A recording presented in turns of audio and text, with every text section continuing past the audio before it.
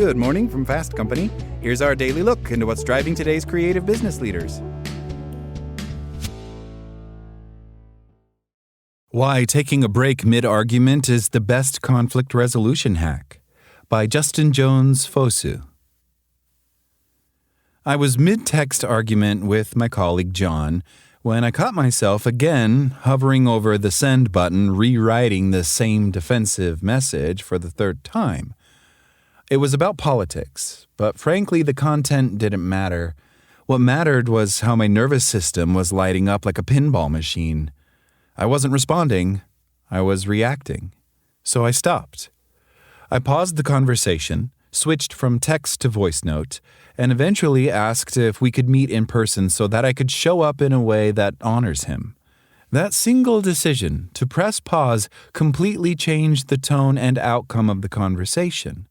By meeting in person, John and I demonstrated that we both really cared about each other, and we ended up not only resolving the disagreement, but also learning more about each other's upbringings and communication styles.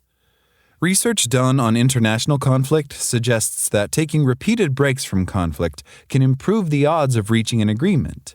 I call this the strategic pause. A pause is not a shutdown. During my disagreement with John, I realized that I was operating from superior self-judgment. In other words, I was approaching the conversation by thinking that I was better than him, and as a result, my words and tone were dehumanizing.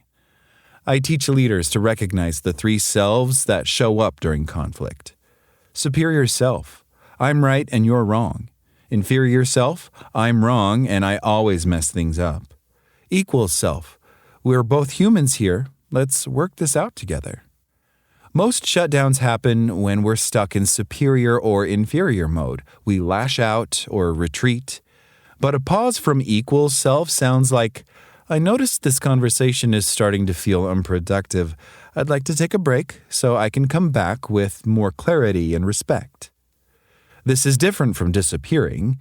It's about signaling your intent to return, not escape, and take responsibility for how you want to show up, even when you can't control how the other person will respond. The 90-second rule. The brain isn't wired to have a rational conversation in a heightened emotional state. When the amygdala, the brain's fear center, is triggered, it hijacks your ability to think clearly. That's where the 90-second rule comes in. Neuroscientist Jill Bolte Taylor, Ph.D., found it takes just 90 seconds for the initial surge of stress hormones to clear from the body, if you don't re-trigger them by rehashing the moment. But here's the caveat. 90 seconds might not be enough, especially if the issue touches a core value or past trauma, or you're entering the conversation already emotionally depleted. Sometimes it can take 10 minutes. Sometimes it's hours, days, or even weeks. Apply the strategic pause in real time. I will be honest, when my amygdala hijacks my rational brain, I don't always catch myself in time to practice the strategic pause. The term amygdala hijack, introduced by psychologist Daniel Goleman, Ph.D., describes situations in which the amygdala overrides the rational prefrontal cortex, leading to impulsive reactions. Luckily, our brain's neuroplasticity allows it to adapt and change in response to experiences and practices. Engaging in regular emotional regulation strategies, such as mindfulness and iliism, can strengthen the neural pathways associated with the prefrontal cortex, enhancing our capacity for self-control and emotional awareness.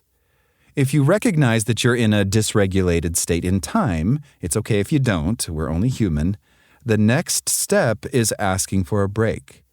To effectively communicate that you want a break, avoid accusatory statements such as, "You are making me feel triggered and angry, so we need to take a break." Instead, use I statements. For example, "I'm feeling overwhelmed, and I want to pause so I can come back with more respect and intention." What you do during the break matters the most. A strategic pause only works if you use it well. I'll see people step away, then spend the entire time stewing in righteous anger, rehearsing comebacks, or screenshotting texts for third-party validation. That's not a reset, it's an escalation. During my disagreement with John, I asked myself, what would equal self Justin do?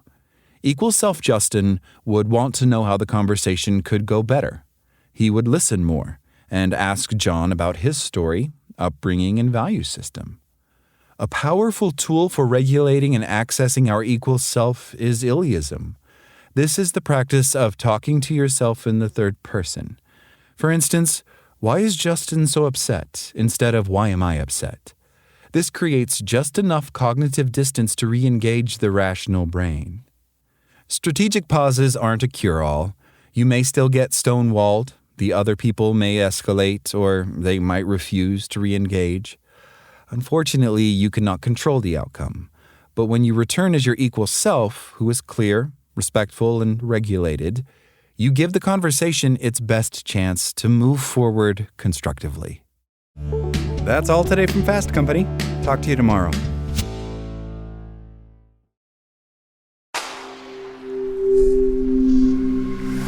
SpokenLayer.